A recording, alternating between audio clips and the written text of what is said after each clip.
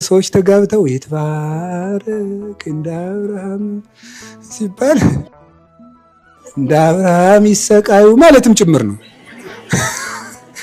ሰው ማወቅ ያለበት እንደ ሳራም ይሰቃዩ ማለት ነው።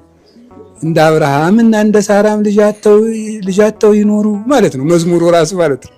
እና እኔ ብዙ ጊዜ ሰርግ ላይ ስብከት ተጠርቼ ብጠራም አልሄድም ብዙ ጊዜ። ምክንያቱም የምሰብከው ይህንን ነውና ሰርጋቸውን አበላሻቸዋል እያልኩ ሄጄ ደህና ሲዘመርላቸው የዋሉትን ሰዎች እንትን አለ መከራ አለው ምን አለው ምናምን ብዬ ሰርጉን ድብዝዝ አድርጌው ነው የምመጣ እኔ ብሄድ ማለት ነው። እና የእግዚአብሔር ሰዎች ሁሉም ነገር ምን አለው ነው ንገሩኝ እንጂ ግን ከተራራው ጫፍ ላይ ምን አለ? ብርሃን አለ። ይህንን ነው ማየት ማለት ነው። በምንኩስናም ቢታገሱ ቢወጡ ቢወርዱ ምንኩስናም እንደምታዩት አሁን እኔም እንደለበስኩት ካባ እሳቸውም እንደለበሱት ቆብ እንደምንይዘው ጭራ እንደዚህ እንደሱ አይደለም።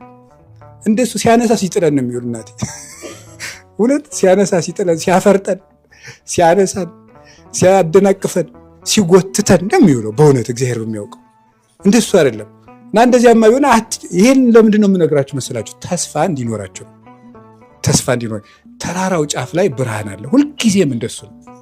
ምንም ነገር ተራራ እንደሆነ አይቀርም። ምንም ነገር ነው። ፈተና ከሰው ከክርስቲያኖች አይርቅም። ፈተና ግን ፈተናን እየተካሄደ አብሮ የሚኖር ፈተና የለም። ህመም አንድ ህመም ያመናል፣ ይሄድና ሌላ ህመም ይመጣል። ክፉ ሰውም አንድ ክፉ ሰው ይመጣል፣ ይሄዳል፣ ሌላ ይተዋል። ያ ይታረቀናል፣ ሌላ ይጣላል። ይሄ ነው። እንደዚህ ነው የሚኖር ሁሉ ነገር ተራራ ነው፣ ግን መጨረሻ ላይ ብርሃን አለው እና ትዕግስት ይኖራል። እኔም ነግራችሁ እሱ ነው። ትዕግስት ያስፈልጋል። ሁሉ ነገር በአንድ ጊዜ አይለወጥም። ከእግዚአብሔር ጋር ቆዩ። አብራችሁ ተራራውን ውጡ። ረጅሙ ተራራ እኔ እንደው እግዚአብሔር የሚያውቀው ሁለት ጊዜ ነው 3 ጊዜ ኢየሩሳሌም ሄጃለሁ። መኪና አለው ደብረ ታቦር ተራራ 3ቱንም ጊዜ በእግሬ ነው የወጣሁት እና እንደው እንዲታወቀኝ ብዬ ነው። እና ሲወጡት ይታወቃል። በደንብ ታደክማለች። ጥሩ ተራራ ነው እና ያንን ተራራ ወጥተው ነው ብርሃኑን ያዩት። እና በስጋ እኔ እንኳን በአቅሜ ያንን እንደመድረስ በስጋ ያን ያህል ካደከመ መንፈሳዊ እንዴት ያደክማለካ? ሊነግረን የፈለገው ክርስቶስ ያንን ከሁሉም ነገር ተመችቷችሁ አትወርዱም አትደርሱም ነው።